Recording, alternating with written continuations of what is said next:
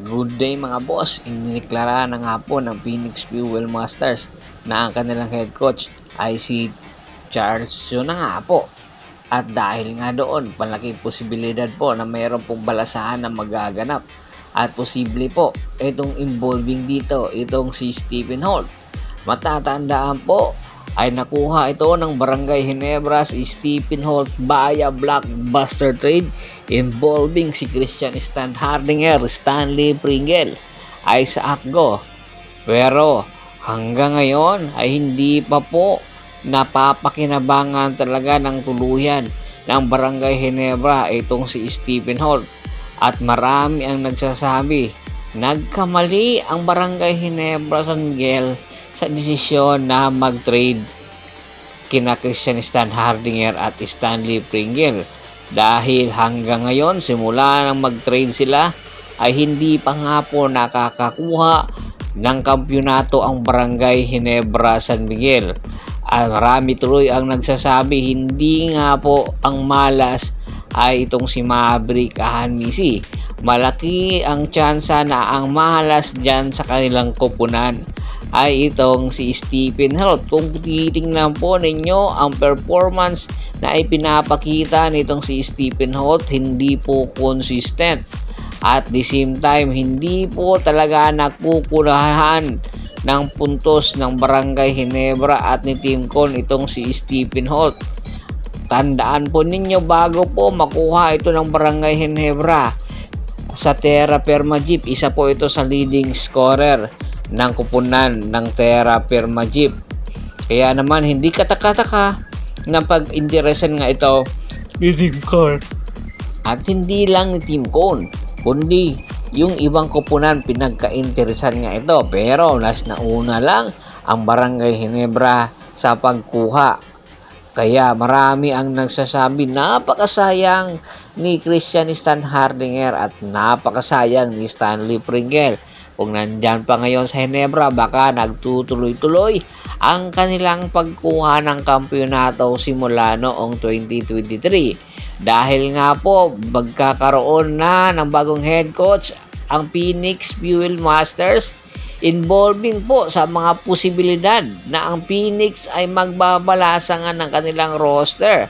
At isa sa mga tina-target na player ay itong si Cedric Verfield. Kaya daw magpakawala ng Phoenix Fuel Masters ng kanilang mga player, including yung kanilang star player, para makuha itong si Cedric Verfield na napapabalitang humihingi na nga po ng option para sa trade at ang kanyang gusto nga ay NLEX. Pero malaki ang posibilidad na ang magiging destinasyon talaga nitong si Cedric Verfield ay ang Barangay Ginebra San Miguel na matagal nang gusto siyang kunin.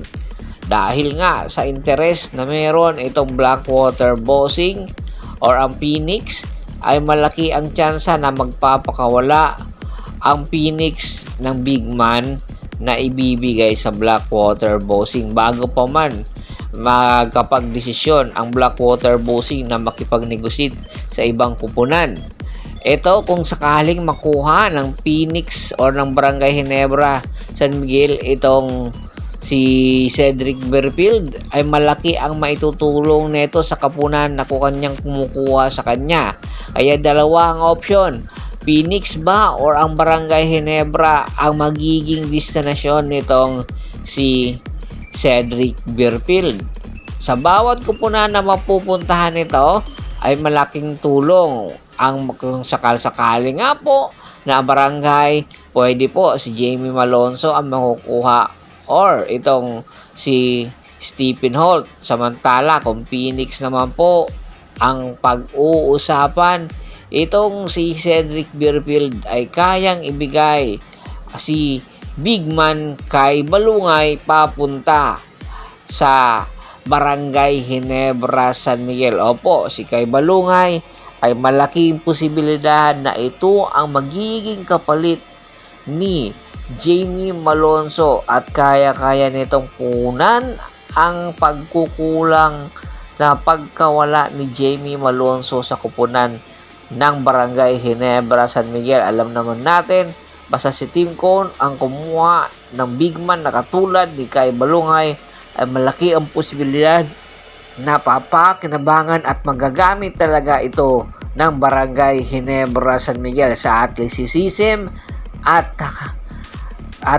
kanyang attitude nitong si Kai Balungay. Napakaganda nitong addition sa Barangay Ginebra dahil na rin posibleng magretiro na si Japit Aguilar sa susunod na taon. Tingin nyo, kung makukuha ito ng Barangay Ginebra, magiging patas ba kung kapalit ni Kai Balungay ay si Jamie Malonzo or itong si Stephen Holt? Komento na sa baba ng video at pag-usapan natin yan. Once again, this is Percival Monteron at your service. Don't forget to subscribe my sports channel at don't forget to click the notification bell button para maging updated palagi sa kwentuhan. At bago pa natin tapusin ang ating kwentuhan, shoutout muna tayo sa mga solid na followers na lagi pong sumusuporta sa atin. Kay Kagawad ka sa kinudukusin ng Hagonoy Bulacan, Anthony Laki Alon at sa Laki Alon family, Yornel Belches, Michael Alcante, Michael Rosalado. Marami pong salamat sa walang sawa nyong pagsuporta.